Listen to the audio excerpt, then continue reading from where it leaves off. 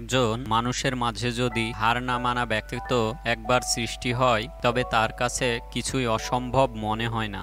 নামকরা সফল উদ্যোক্তা ও বেস্ট সেলিং লেখক টনি রবিন্স এর উক্তি, একজন মানুষের সাফল্যের পেছনে তার মানসিকতার কৃতিত্ব ৮০%। তাহলে বুঝতেই পারছেন জীবনে বড় কিছু করার জন্য হার না মানা, আত্মবিশ্বাস কতটা প্রয়োজন। আপনার মধ্যে যদি নিজেকে নিয়ে সন্দেহ থাকে, তার নিজের লক্ষ্যটিকে খুব বেশি বড় মনে হয়, তবে মনে রাখবেন যে বিশ্বাস করতে পারে সে অর্জন করতে পারে। স্টিভ জবস একবার উক্তি করেছিলেন, যারা পৃথিবীকে বদলানোর চিন্তা করার মতো পাগল তারা আসলে পৃথিবীকে বদলাতে পারে। তার এই উক্তি বাড়াবাড়ি মনে করার কোনোই কারণ নেই, কারণ তিনি নিজেই সেই পৃথিবী বদলানো পাগলদের একজন ছিলেন। আপনি যদি বিশ্বাস না করেন তবে চেষ্টা করবেন না। যদি আপনার বিশ্বাস থাকে যে আপনি এভারেস্ট জয় করতে পারবেন, তবে আপনি প্রথম পদক্ষেপটি নেবেন। আসলে পৃথিবীতে সবাই চায় বড় কিছু করতে, যা বড় কিছু হতে, কিন্তু বড় কিছু করার মতো বিশ্বাস সবার মাঝে থাকে না। না থাকার কারণ তাদের অনুপ্রেরণার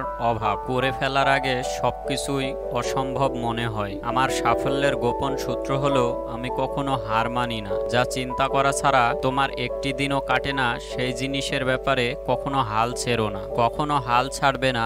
নিজের শক্তির পুরোটা দেওয়ার পরও আবারও দেওয়ার চেষ্টা করো। ব্যর্থতাকে ভয় করার বদলে চেষ্টা না করে বসে থাকাকে ভয় করো। পৃথিবীর বেশিরভাগ গুরুত্বপূর্ণ অর্জন সেই সব লোকদের দ্বারা হয়েছে যারা সব আশার আলো নিভে যাওয়ার পরও চেষ্টা করে গেছে।